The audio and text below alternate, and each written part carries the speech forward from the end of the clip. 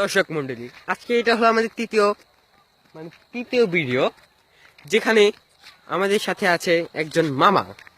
তো মামা কিন্তু প্রথম দুটো ভিডিওতে দেখা গেছে, এইটা হলো তৃতীয় নাম্বার এবং সবচেয়ে শেষ ভিডিও নাও হতে পারে। এবং এটার মধ্যে আমি যদি না থাকি তাহলে কোনো কিছু সত্যিকারই কিছু হবে না, ঠিক না মামা? ঠিক ঠিক ঠিক। আমি যদি এখানে যদি না থাকি, এখানে তো আমি তো মেন, ঠিক? তো এখানে তো প্রাধান্য আমাকে দেওয়া উচিত। তো মামা আপনি এখন মামা বলতেছিল যে সে এখন আপনাদের সাথে অনেক জোরে একটা কথা বলবে, যেটা শোনার জন্য আমি অনেক মগ্ন হয়ে আছি।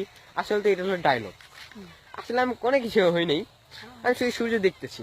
আর পিছনে দেখেন তো মামা কিছু পাপা হাই হাই করে, high high high high high high, বুঝছেন তো? শীষ বাজাচ্ছে কিন্তু শীষে কোনো আওয়াজ নেই। একটার সাথে একটু কথা বলা হোক মামা। হাই হাই হাই হাই আরে এদিকে সবাই। High high. হ্যাঁ, আমি আপনাদের কিছু বলতে চাই, আপনারা কোনো জায়গায় এখানে ওখানে না যেয়ে এই মডেল টাউনে আসছেন। এখানে আসলে গ্রামের গন্ধ পাইবেন।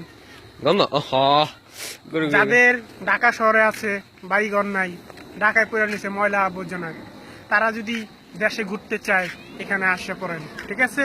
আর পকেটে কিছু টাকা নিয়ে আসছেন, যাইতেই না। আচ্ছা যাই হোক, সূর্য ডুবে গেছে, আমার বয়ানও শেষ হয়ে যাচ্ছে। যাই হোক, আপনারা এখানে আসবেন। আমি আসি চলচ্চিত্র সাকিব খান, আমি এফডিসিতে আপনাদের এখানে একটু আসলাম খুব অনুরোধে। আমি আসতে চাইনি, কিন্তু আইসা আমারই খুব ভালো লাগছে, ঠিক আছে? তা আপনারা এখানে আসবেন, ঘুরবেন, মাঝে মাঝে আত্মীয় স্বজন নিয়ে আসবেন, ঘুরবে চলে যাবেন, ঠিক আছে? আমার আবার এই যে শুটিং আছে, তো আমার যাইতে হবে। Bye bye.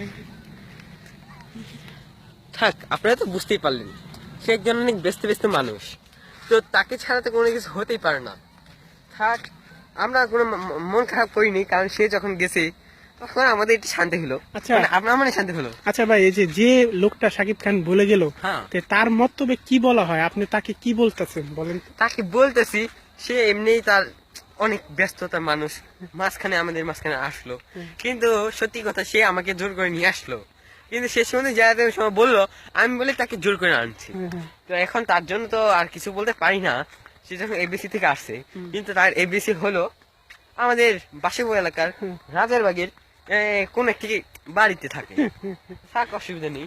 এবং তার দ্বিতীয় বাড়ি হলো যাত্রাবাড়ি মাওতেলে স্কুল রোডের কোন একটি বাড়ি। আচ্ছা, আমি আপনাদের একটা জিজ্ঞেস করবো, আপনি এই যে আমাদের শাকিব খানের ভাইয়ের সাথে আসলেন, তার সাথে ঘুরলেন, হ্যাঁ, এখন আপনি এই জায়গায় এসে আপনার কিরম ভালো লাগতেছে?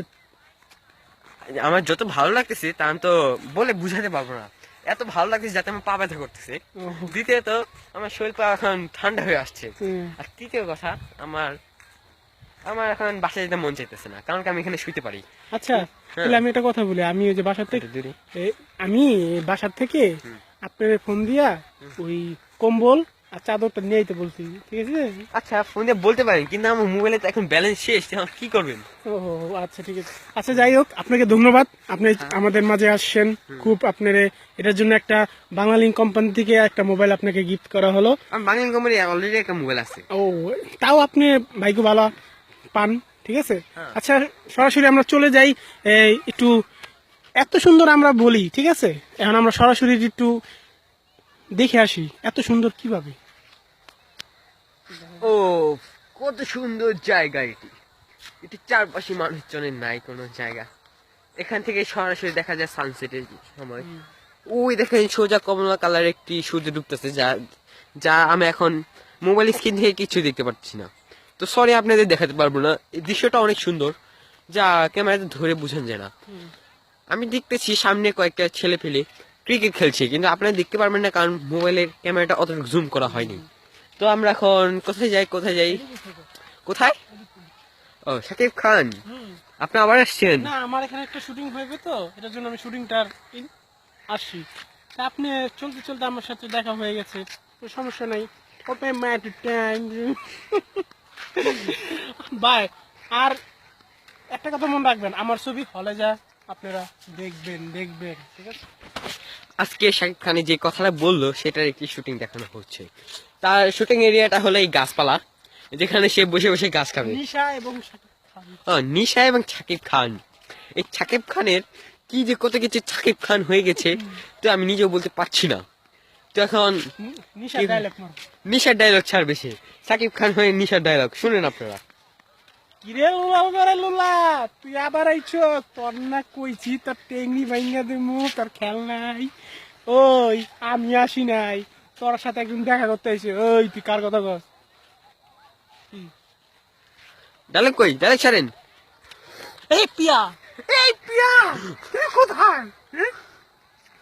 তোমার কোনো ভয় নাই, আমি নায়ক এসে পড়েছি। আমি তোমাকে নিয়ে যাব, ওই পাগলু পাগলু। বিবির হয়ে গেল। তো আপনারা বুঝতেই পারছেন সাকিব খানের কত, সাকিব খানের কাহিনী। হালকা শুটিং, এটাকে বলে কি হালকা শুটিং, কিন্তু ভারী শুটিং কোনটাকে বলে আমি কি এখন থেকে জানি না। তো এখন আর বলা যায় তার যে ডায়লগ গুলা ওখানের মধ্যে বিভিন্ন চরিত্রের মিক্স হয়ে গেল, যার কারণে আমার মনে হচ্ছে হ্যাঁ ভারতীয় বাংলা ছবিতেও কিছু আছে। ওই যে পাগলু, ওই যে দেবের একটা ছবি বেরিয়েছে কোয়েল মল্লির সাথে, ওই তার সাথে ও ওইটাতে এসে ঢুকে গেছিল কিভাবে জানি বুঝলাম না। তো এখন মানে বুঝতে পারি সাকিব খান কেন এত বিখ্যাত, কারণ কি কারণ কি সব মিলাই আজকাল ছবি করতে হয় তো সবকিছু রাখতে হয়। ও সবকিছু রাখতে হয়। তাহলে আজকের মতো তাই শেষ, এখন পরবর্তীতে আবার দেখা হবে। Good bye, tata. রাস্তা দেখেন কিছুক্ষণ।